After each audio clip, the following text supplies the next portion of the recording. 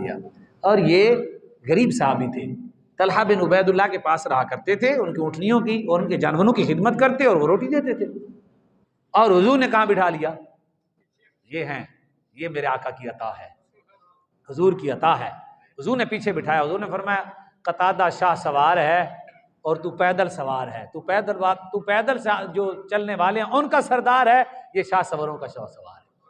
حضور نے یہ لقب دیا۔ کہتے ہیں میں چل رہا تھا تو ایک مدینے کے ایک شخص سے، نوجوان بڑے جوان تھے، تو انہوں نے آواز دی بڑی، انہوں نے کہا بھائی میرے نال کسی نے دوڑنا ہے تو دوڑو۔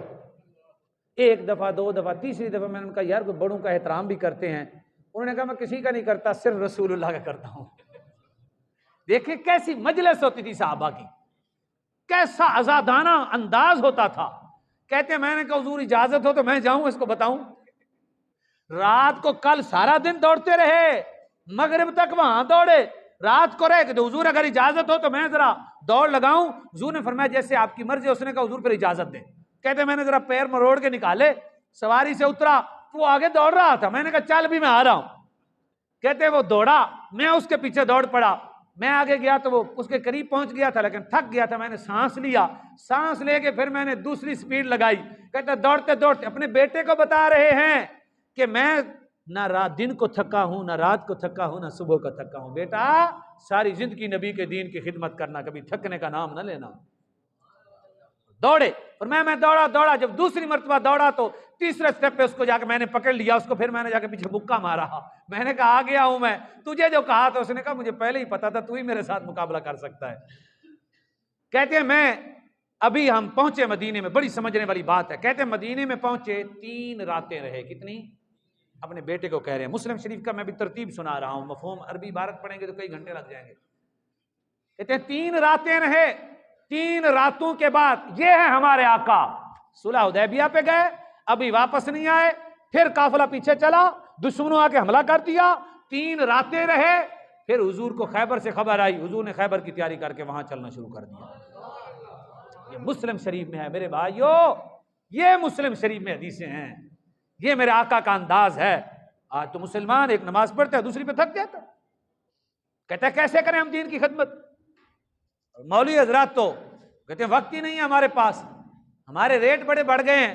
میں کہ پتہ چلے گا جب تم قیامت کے دن سلمہ بن اکوع کے سامنا کرو گے، پھر تمہیں پتہ چلے گا نا، پھر تمہیں جب حضرت بلال کے سامنے تمہیں کھڑا ہونا پڑے گا، اگر امت تو ایک ہے نا، پھر پتہ چلے گا جب تم میرے مصطفیٰ کے اصحاب صفہ کے سامنے کھڑے ہوگے کہ تم نے کتنی خدمت کی اور انہوں نے کتنی خدمت کی۔ خدا کی قسم ساری زندگی صحابہ نے بھوکیں کاٹ کاٹ کر ہم تک دین پہنچایا ہے، ہم تک دین پہنچایا ہے، اور ہم کھا کھا کر بھی کسی کو دین نہیں پہنچاتے۔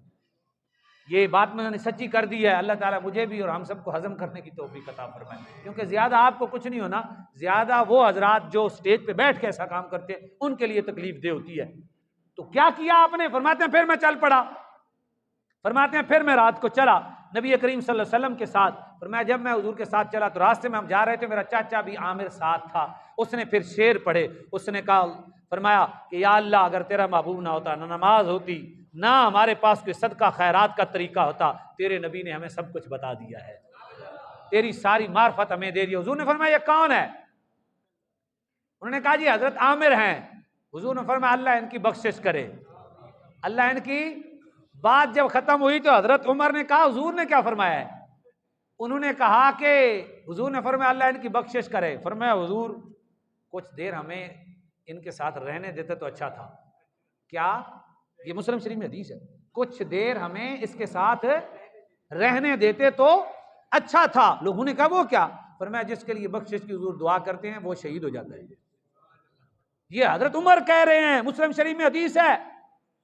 فرمایا کہ پھر یہی حضرت سلمہ اپنے بیٹے کو بتا رہے ہیں، فرماتے ہیں ہم چلے تو وہ مرحب، سب سے پہلے مرحب کے ساتھ یہ لڑے ہیں، حضرت عامر لڑے ہیں، اور یہ گئے، فرمایا یہاں وہاں جا کے حملہ کیا، اس نے حملہ کیا تو انہوں نے جب حملہ کیا تو تلوار اتنی تیز چلائی کہ ان کو تلوار اپنی لگ گئی، اپنی تلوار لگی۔ لوگوں نے کہا وہ تو خودکشی ہو گئی، پتہ نہیں بخشش ہوگی کہ نہیں۔ کہتے ہیں جب لوگوں سے میں نے سنا تو لوگ، کیونکہ نیا اسلام تھا ابھی باتیں، اور میں جلدی سے حضور کے پاس گیا، میں نے عرض کی یا رسول اللہ صلی اللہ علیہ وآلہ وسلم میرے چچا کے بارے میں لوگ ایسے کہہ رہے ہیں۔ حضور نے فرمایا وہ شہید ہیں، حضور نے فرمایا وہ شہید، اپنے بیٹے کو بتا رہے ہیں کہ میرا چچا ایسے تھا۔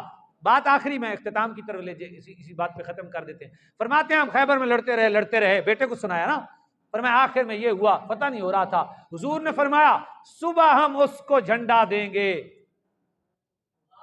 جس کے ہاتھ پہ اللہ فتح عطا فرمائے گا، جس کے ہاتھ پہ۔ فرمایا پھر صبح مجھے کہا، فرمایا یار علی کو بلا کے لے آؤ۔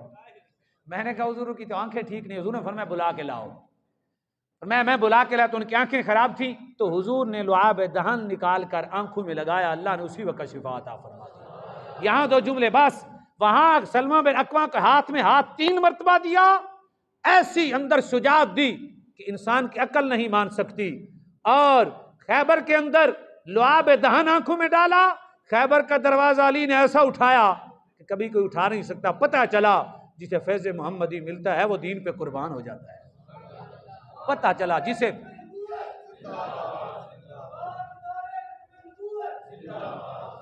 اس لیے میرے بھائیوں، یہ ہیں ہمارے بڑے بزرگ، ہمارے اسلاف، ہمارے بڑے، ہم ان کی اولادیں ہیں، یہ ہمارے بڑے ہیں، ہم ان کی اولادیں ہیں، تو ہمیں چاہیے ہم اس طرح اپنی اولاد کی تربیت کریں، اس طرح انہیں سمجھائیں۔ اللہ کے حضور دعا ہے اللہ تعالیٰ سلمہ بن اکوع کا صدقہ حضرت عامر اور حضرت اخرم اور دیگر صحابہ کا اللہ ہمارے ایمان میں برکت عطا فرمائے۔ وآخر دعوانا الحمدللہ۔